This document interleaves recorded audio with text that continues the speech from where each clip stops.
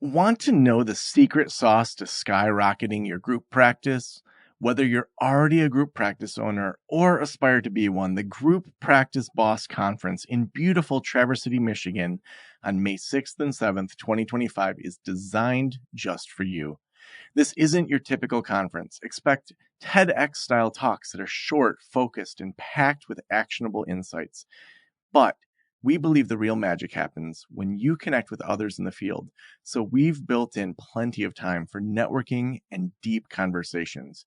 You'll leave not just with a clear plan for success, but also with new friends and a support system that will help you along the way. Don't miss out. Reserve your spot today at practiceofthepractice.com/conference. Again, that's practiceofthepractice.com/conference.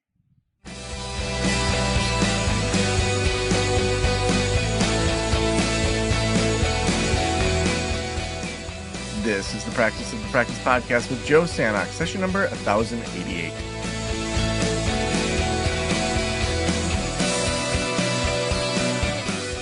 I'm Joe Sanok, your host, and welcome to the Practice of the Practice podcast, where we help you build a thriving private practice that you absolutely love. We are so excited about an event that we are hosting in May 2025. It's going to be May 6th and 7th, so save the dates. It's here in Traverse City, Michigan. Northern Michigan is beautiful in the springtime. It's the Group Practice Boss Conference. You're going to want to grab your tickets on November 4th. That's when they go on sale to the general public, and we expect them to sell out right away. We are giving early access to our members that are in the Group Practice Boss community and Group Practice Launch community. So those public tickets are going to probably go quickly. So make sure you head on over to practiceofthepractice.com/conference and come hang out with a bunch of other group practice owners.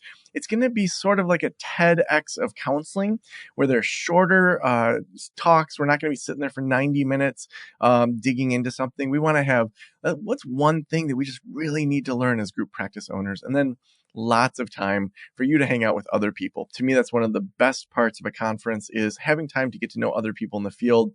And so often you feel guilty because you're going through all of these breakout sessions and this and that, and you never get to talk to anyone. And so we are changing that script completely for you. So I am so excited. Today I have Gee Ranasinha, who is with me, and Gee has been in marketing since the days of dial-up internet and AOL CDs. Any kid from the 90s remembers those. Today, he's the CEO of Kexino, which is an award-winning marketing agency. Over the past 16 years, they've helped over 400 startups and small businesses in over 20 countries grow awareness, reputation, trust, and sales. A fellow of the Chartered Institute of Marketing, Gee is also visiting professor at 2 top business schools teaching marketing and behavioral science to final year MBAs. And outside of work, Gee loves to cook, listen to music on a ridiculously expensive hi-fi, and play jazz piano very badly. Gee, welcome to the Practice to Practice podcast. Thank you for inviting me, Joe. Delighted to be invited. Yeah. So bad jazz piano. What got you into that? Yeah, I mean, I studied piano as a kid, okay, playing all that, what I considered boring classical stuff, and it bored me to tears.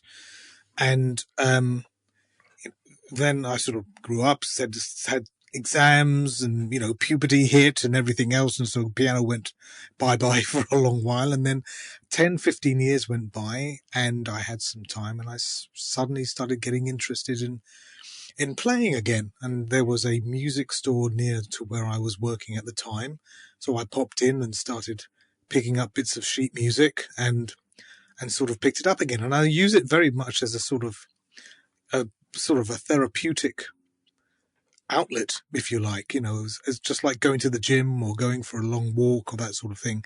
You just to sort of get your mind out there thinking of other things, and I find it very meditative. Yeah. I don't know whether it'd be very meditative for the people who are listening to my adulteration of the instrument, but I certainly get a good kick out of it. No, I'm with you. We have a piano here, and I played guitar for years, but it was all, it would just say the chords, and so I played saxophone kind of probably 5th grade through 12th grade, so I could read music, but that never like translated for me with guitar or piano for some reason, and so if I'm going to play piano, I know what the chords are. So I'll print out guitar music, and mostly it's Disney songs to impress my daughters. So we'll play Disney songs on the piano.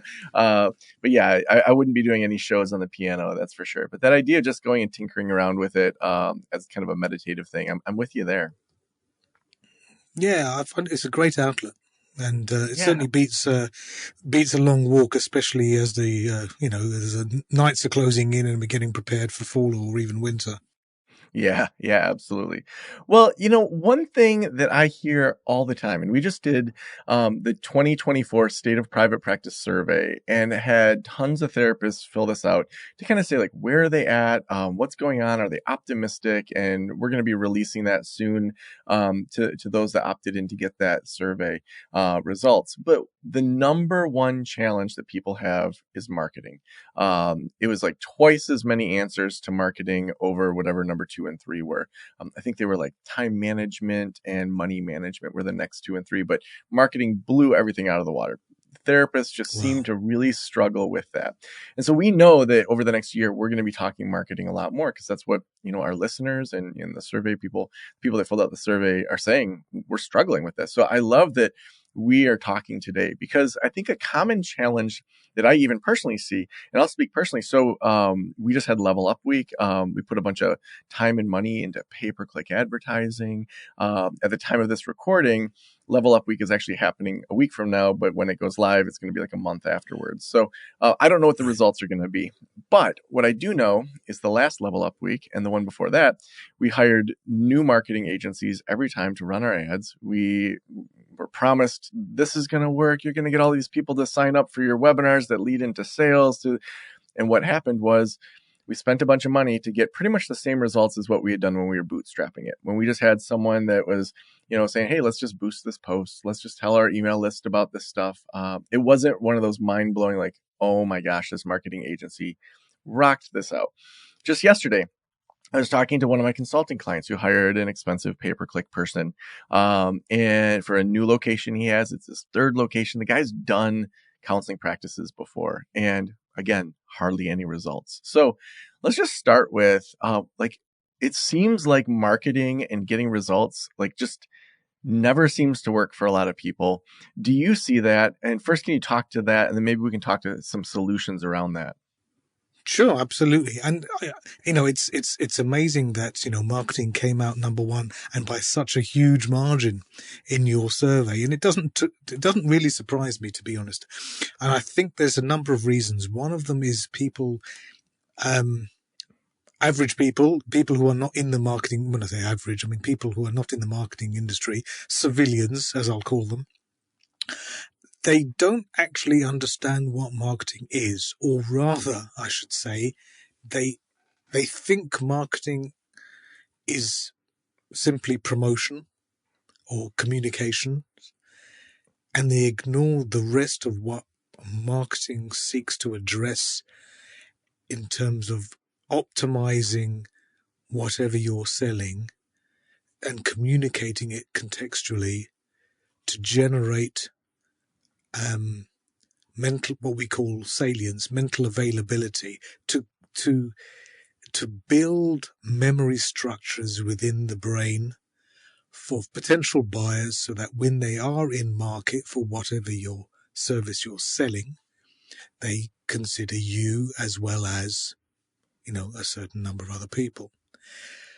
And what often goes wrong is that the business owner, the practice owner, focuses straight away on the tactical execution, like you mentioned, pay-per-click ads or websites or social, or, all of these sort of outputs, if you like, without actually making sure that you've considered the input. Okay? Just like in anything, strategy must come before the tactical execution. And the reason why most business owners go wrong is because they ignore the strategic element and they go straight into the tactic stuff, which is inevitably very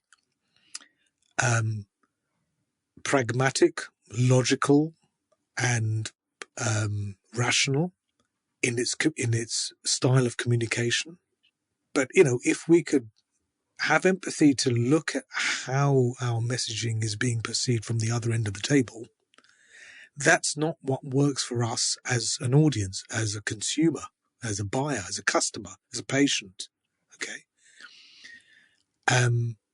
The way, understanding the reasons why and the drivers that contribute to a decision-making process is absolutely essential before you get anywhere near anything tactical. And from a strategic element, strategy isn't really that difficult, though that doesn't mean it's easy. Far from it. So ultimately strategy is having the answer to maybe 3 questions. Okay. Question number 1 is, who am I targeting? Okay. Now it could be everyone, though it probably isn't. It's a defined group of people. Okay. That it may be a number of defined groups of people, but it's important to be able to map out what those groups of people look like, what their hopes, what their dreams, what their aims are, what their goals are, what are they looking as a solution to the perceived problem that they have. Okay. And how do we intend to target them?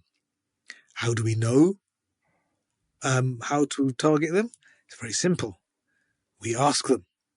Okay. If you have a patient, can we use the word patient instead of customer? Because it's not really customer, right? What we're talking about here. Yeah, So I would say usually client is what therapists say. client. Like a client. Okay. Yeah. All right. So if you have a client or a selection of clients of which you want more of a particular persuasion, which you can help very quickly, very effectively, very thoroughly. You have a profile of client and you want more of those. So ask them a bunch of questions. Ask them what motivated them to call you rather than somebody else. Understand their behaviors in context. Understand what makes them buy. Understand their habits when they get up in the morning. What websites do they look at? What radio station do they tune into? What TV channels do they look at? Do they take public transport? Do they take the car? To get as overall a clearer picture as possible as to what their habits are. And by doing that, you can find those touch points where your communication could overlap with what they're already doing. Okay. So once you know I who want you're targeting, I want to pause right there you want because to I do feel that. like Okay. sometimes it feels like where would I find all that information? That like a therapist is like how do I know the buying habits of people that are dealing with anxiety and have a bad marriage in my area? Like what tools or ways can someone do that if they're starting to try to do some strategy and analysis for their area? Okay. Very simple. We ask them. Okay. You ask them. You ask a successfully, I don't know, do they go into remission? Are they cured? Whatever. You ask a successful client, patient, whatever. You ask them these questions. There's usually a quant and a qual, a quantitative analysis and a qualitative analysis. So the quantitative analysis would be asking them a bunch of questions about what their habits are, how they find out information about what their perceived problem is, what websites do they go, how much do they rely on word of mouth, are there particular journals or media or other types of media do they subscribe to? If they're on social media, who are they following? Who do they like and retweet? Well, assuming Twitter is still a thing, which I don't think it is for most people nowadays, Mhm. to understand what's contributing to their definition of what reality is within the treatment area that you're servicing. Once you've got all of that, you'll then move to the qualitative stage, which, it's like an NPR rating sort of thing. You ask a bunch of questions. I mean, the sort of thing. It's like, how much do I agree or disagree with these kinds of statements? And it's usually from like 0, which is strongly disagree, and maybe it's like 5, which is like, yeah, I absolutely, totally agree. So that you can get a better idea of trends. Okay. There is also software out there which can find you audiences based upon their digital habits. So people who follow X, celebrity or health practitioner, doctor, wellness professional, or looks at a particular website. There are tools out there that will find other channels, other websites, other media outlets, other podcasts, other types of channels, which, based upon their their data model, gives them the strong likelihood of your target audience following these other groups of people. Now, these software tools, they're not sort of for civilians, like I said. I mean, you can, if you wanted to, if you had, very deep pockets, you can go ahead and get these software tools. But these are the sorts of things that your marketing services provider should be doing for you. Targeting very precisely the profile of buyer, of patient, of client that you're looking to attract. That's where it starts.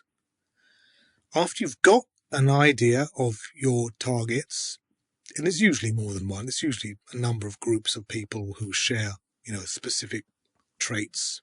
We call it segmentation in marketing world. After that, you look and you say, okay, well, what's my position?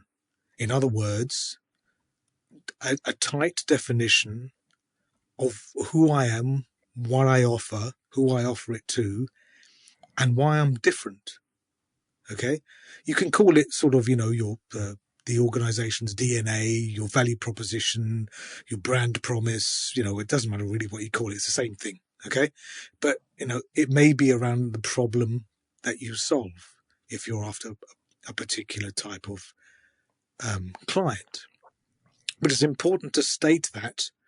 And now, number 3 in strategy are your objectives, which is the thing that's missing from many marketing strategies. Now, by objectives, I don't mean the business objectives. I don't mean the sales objectives. I don't mean the tactical goals. But what am I trying to achieve with my marketing? Okay. And by that, I don't mean, okay, I want to grow by 40%, or I want to increase market share, or, any other sort of nonsense like that. Because those things aren't objectives. They're outcomes. Okay. Objectives are the marketing levers that you pull. So, for example, an objective could be increasing visibility in the consideration space, or driving page visits, demand generation stuff, or increasing mental availability in X particular subject matter topic, buying category. These are objectives, because the more granular you can be with the objective, the easier it is to work out what kind of tools you can use to measure. And measurement is key, because obviously otherwise you don't know how well you're doing, right? You need to be able to measure these stuff, okay? But remember, strategy is more about what you don't do rather than what you do. No, it means, what I mean by that is, don't try to target too many segments at once. Don't try to put too much in your positioning. Don't try to have too many objectives. It's important to focus from a effectiveness perspective. Okay. But Mm. once you've completed your strategy, it's only then can you decide on what tactics you're going to employ to deliver on that strategy. The most important thing is that the strategy should be there to guide your tactics, not the other way round. Okay. You don't know until you have a strategy. You don't know things like you don't know pricing. You don't know what the right communication is. You don't know what the right channel is. You don't know the right tone of voice to take. You don't know what channels you should be using and obviously what should not be using as well until you have that strategy. And above all, strategy is important so that you have all of your tactics aligned. Okay. So the product, well, it doesn't really apply here, but the distribution, the price, the value proposition, the messaging, the format, the media, the channel, all of it, right? It all has to be aligned for all of them to look and sound like they're coming from the same basic route, okay? And that comes as a result of strategic planning. Mm.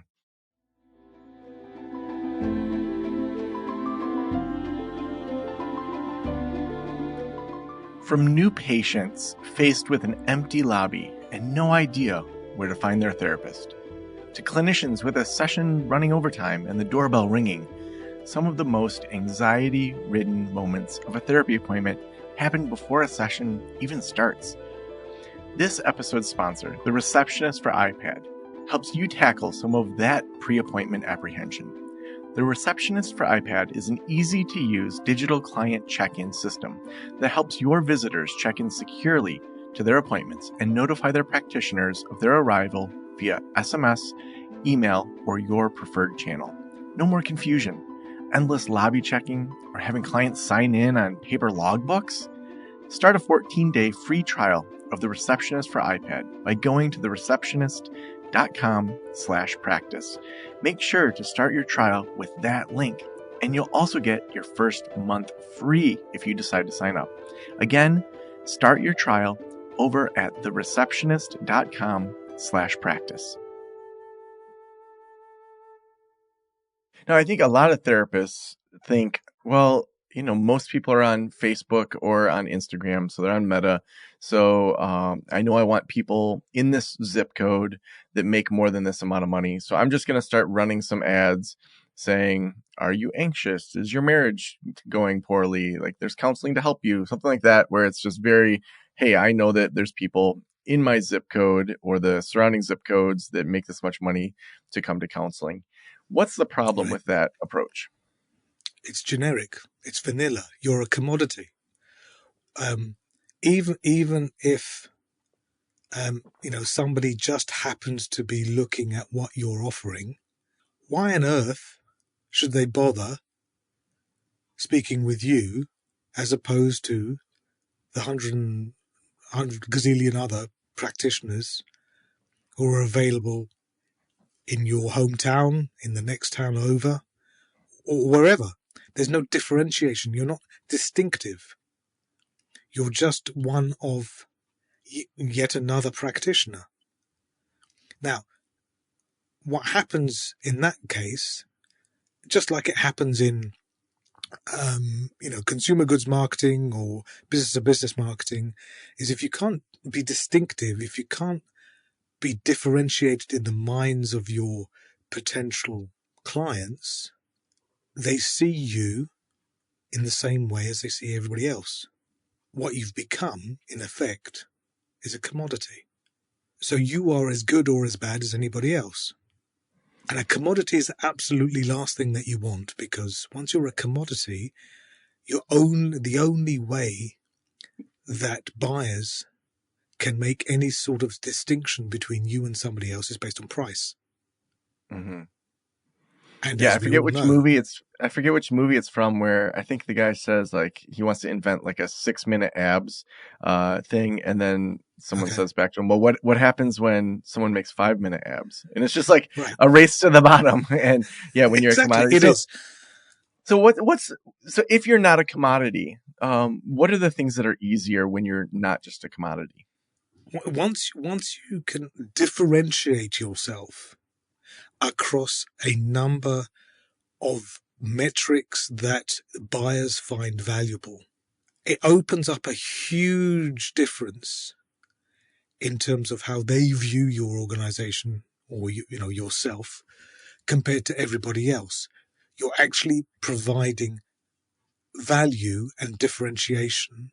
It makes the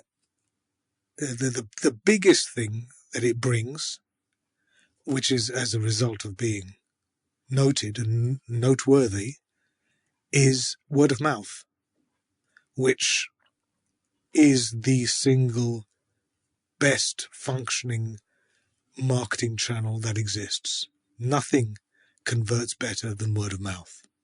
Okay, that's the ultimate.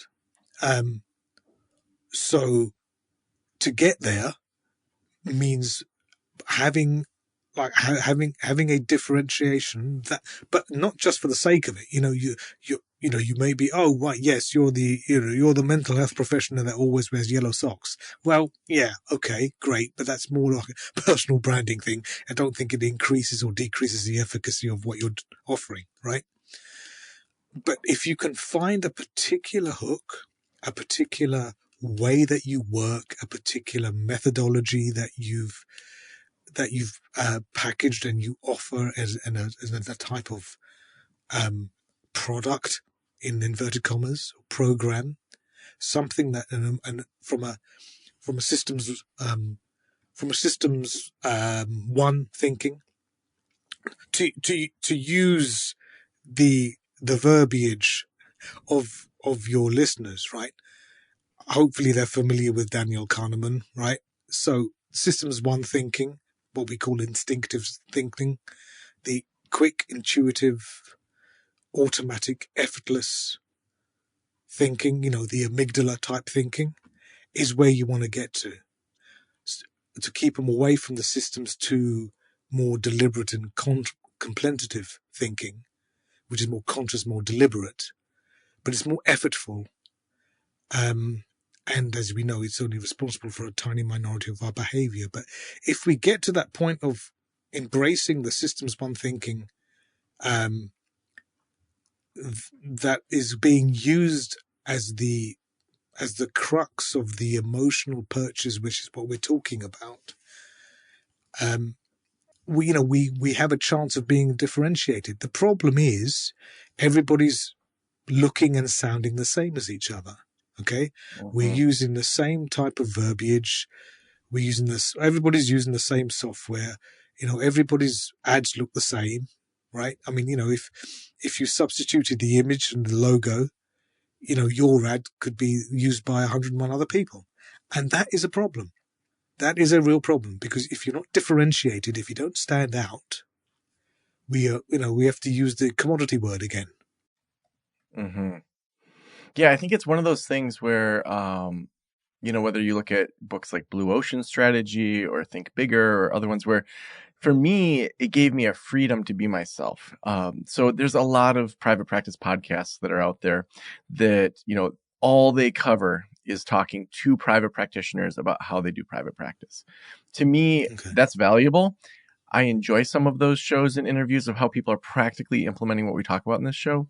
But I'm a big believer in multiple systems thinking, where we get in our silos and we just don't see what we don't see because we're not outside of it. And I remember, I think it was a Dan Pink book where they were talking, it might have been Malcolm Gladwell. It was one of those authors was talking about how there was an ER, I think it was in the UK, that they noticed that the biggest problems were happening when there was a transfer from the ER into the intensive care unit. It was the transfer of the patient. That handoff just wasn't going well. And so the ER crews and the ICU crews whoever was doing, they called the trainings, they went and they trained with these like Formula One race cars where they were in the pit crew, like changing tires, doing all these things. And they learned all these techniques from these like NASCAR Formula One pit crews to be able to learn how to transfer patients from the ER to the ICU. And their rates of like infection dropped and all these sorts of things. And so to me, at my core, I believe that as I talk to people, especially outside of our industry, people like you that definitely know marketing, but you're not specializing only in therapist marketing. That to me is the most helpful kind of podcast for the counseling world. And so the more that I understood, like, that's my natural posture towards life. I enjoy talking to people that are different than myself, leaning into that and being more Joe and not trying to copy other people. I mean, that's why in the last 2 years, we've gone from, 1 to 2 podcasts a week to almost 7 days a week. We get enough sponsors, we get enough listeners, but it took me believing in myself that my voice and my perspective was good enough, was unique enough, and that I didn't have to just try to copy other people. And so I love that you're pointing out that be yourself, be that unique thing. Don't be vanilla. That's such a great reminder for brands.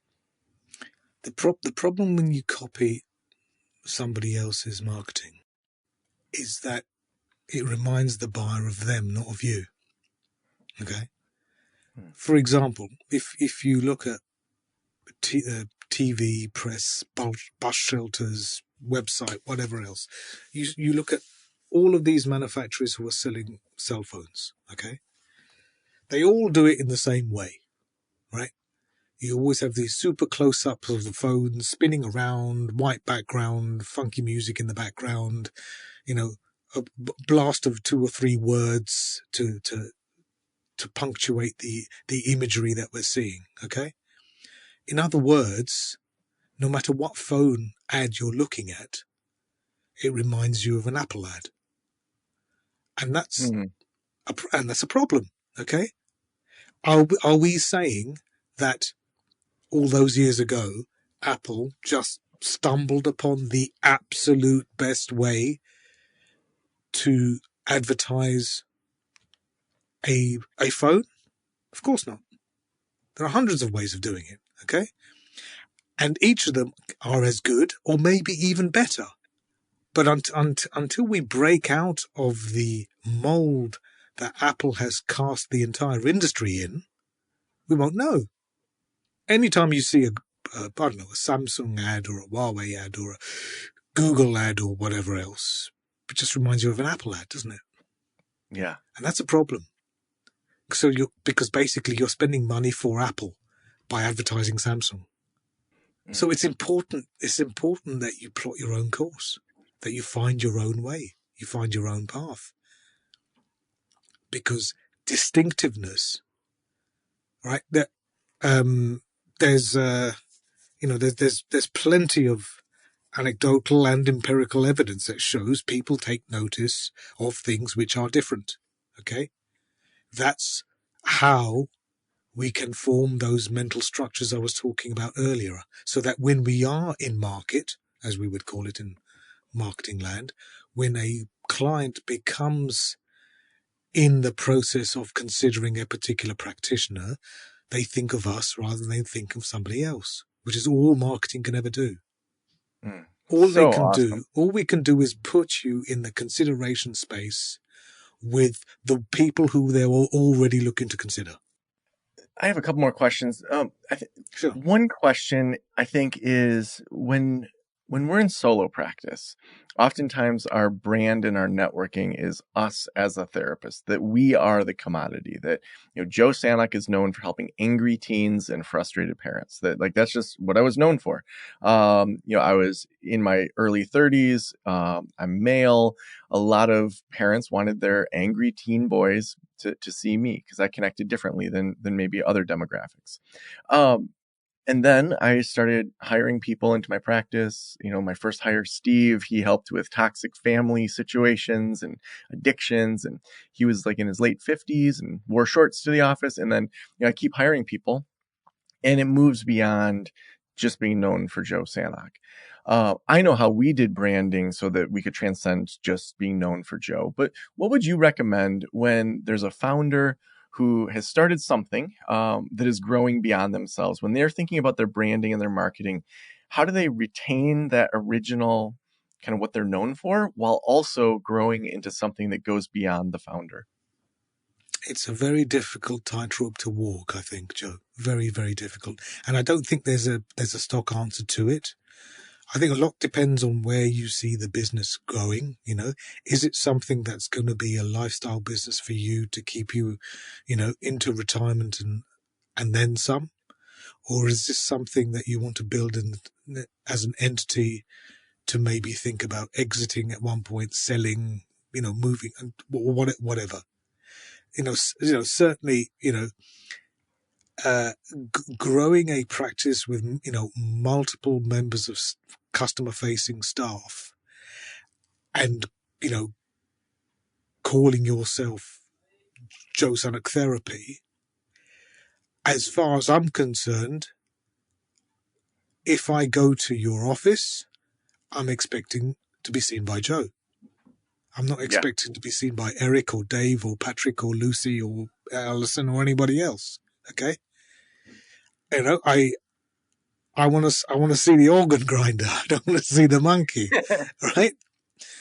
And that's a real problem for let's call them entrepreneurial founded businesses who then outgrown that single practitioner entity. And the only way to remove that, assuming that you're not some, super celebrity in your industry with, Tony Robbins level of webinars and, books filling up bookshelves and all the rest of it, and, a real celebrity within your industry, is to position the practice as an entity, as a company, as an organization, rather than one that's focused around a particular individual. The other problem is once you move things away from, or when you focus things around an individual, what happens if that individual leaves, right? Supposing Joe Sammet creates this wonderful practice and then gets bought out. Do the new owners continue using the same name? Probably not. Right. So then all of a sudden the actual, tangible and intangible value of that entity is now subject to scrutiny, because one of those, keystones of value, of discerning the value of the entity is now missing. So unless you want to stay as a sole practitioner, I would advise keeping away from using your name in the practice. So many awesome tips. Well, Gee, the last question I always ask is, if every private practitioner in the world were listening right now, what would you want them to know? Focus your communication, your marketing, your messaging, your positioning around emotion, and keep away from logic and pragmatism.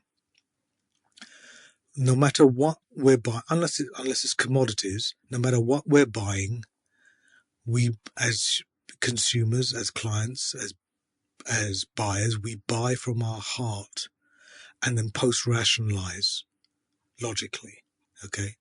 There's a great quote by Dr. Jill Bolt Taylor, who's a neuroanatomist, and it's a quote that I use far too often, to be honest. Basically, what she said was, most people assume that we are thinking creatures that feel, while in actual fact we are feeling creatures that think. I think if you structure your communication, your marketing, your customer-facing communication around emotion rather than pragmatism, you're more than halfway there. Love that. Gee, if people want to work with your agency, if they want to get some help with marketing, if they want to keep learning from you, where should we send them? Best place to find me, to be honest, Joe, is on LinkedIn. I spend far too much time on that. Amazingly enough, you might find this really hard to believe, but amazingly enough, did you know there's only one Gee Ranasinha on LinkedIn? Isn't that amazing? And there's only one Joe Sanok in LinkedIn. That's amazing too. So easy to find both of us on there. We're diamonds, right? So yeah, find me on LinkedIn. Let's have a conversation. It's always good to chat. If I can help, great. If I can't help, I'll let you know. If I can point you in the right direction, because it's just not a good fit for what we're offering, I'll do that as well. The point is, and the reason why I speak to wonderful people like you on a regular basis, is because there's far too many snake oil sellers in our industry, as there is in your industry, right? And I have far too many phone calls from business owners who are crying into their martinis after having been taken for a ride. And if I can avoid one of your listeners to dodge a bullet, then, my work is done. So awesome.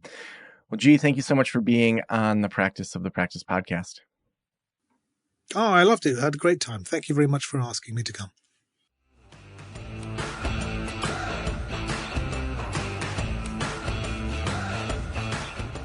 Well, we are digging into marketing. You're going to hear more people talking about this because we know that's a problem that you have been saying that you need to solve, that you want to work on, that you want to get better at. So we're going to continue to make free content through this podcast. If you are ever wondering about getting some extra hand-holding, I would love to talk with you. We have free pre-consulting calls. If you think that consulting with me or one of our consultants would be a good fit, head on over to practiceofthepractice.com/apply. That's where you'll fill out a bunch of information to help you and I have a conversation about where you're at right now and where you're headed. I probably do 5 to 10 of these a week, so there's no hard sale. I'm not forcing you into something or making you feel guilty for not signing up. It's literally us just talking about where are you at, where are you headed, who would be the best fit as a consultant, if any, and then what's the low-hanging fruit that whether or not we work together, you should be working on anyway. So if that sounds good, head on over to practicepractice.com/apply. Also, we could not do this show without our amazing sponsors. The Receptionist is amazing. The Receptionist for iPad helps you tackle some of that pre-appointment apprehension. So it's so easy to use. It's a digital check-in. You may have seen these things with your doctor's office. Instead of you endlessly looking in the lobby whenever you hear a door open, clients just sign in and they do it on an iPad and then you're notified. Or if you're a group practice, the person that they're there to see is notified. You can start a 14-day free trial of the Receptionist for iPad by going to thereceptionist.com/practice. Again, that's thereceptionist.com/practice. Make sure you use that link in your trial so you'll get your first month for free if you decide to sign up. Thank you for letting me into your ears and into your brain. Have a great day. I'll talk to you soon.